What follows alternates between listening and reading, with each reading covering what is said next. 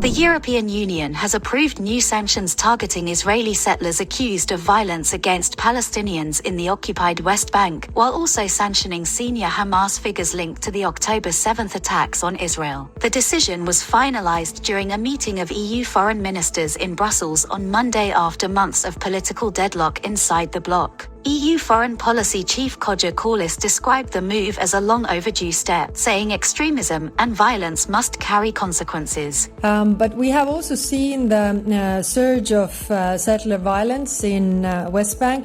Today, we reached a political agreement to sanction Israeli extremist settlers and entities.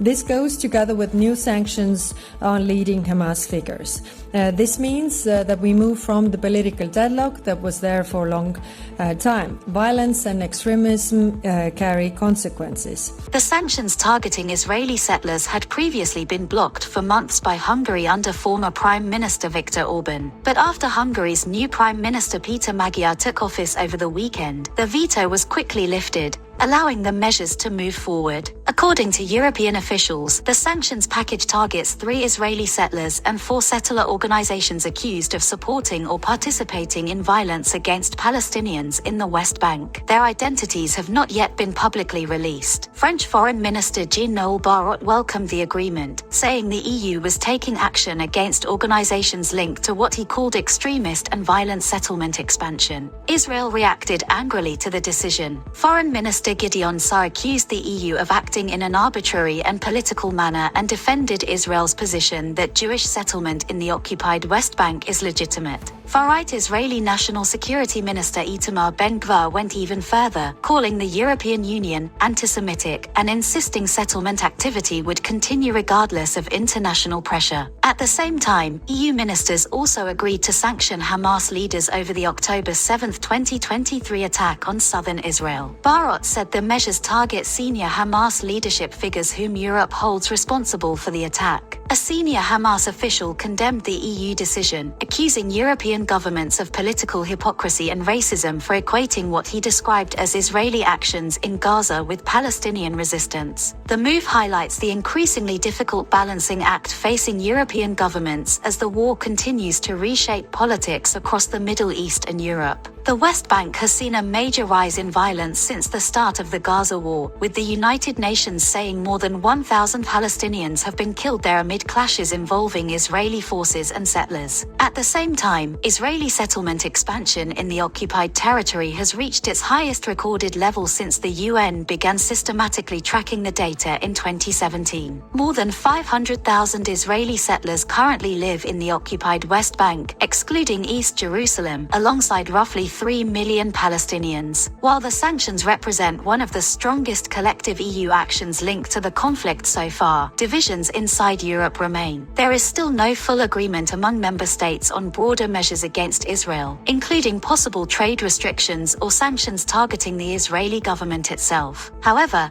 diplomats say momentum may now be shifting after Hungary stopped blocking collective action. EU ministers also discussed proposals to ban products originating from Israeli settlements in the occupied West Bank, although no final decision has yet been taken. Analysts say the latest developments reflect growing pressure inside Europe to respond more forcefully to both settlement violence in the West Bank and the continuing humanitarian crisis in Gaza, while still maintaining support for Israel's security concerns after the October 7 attacks.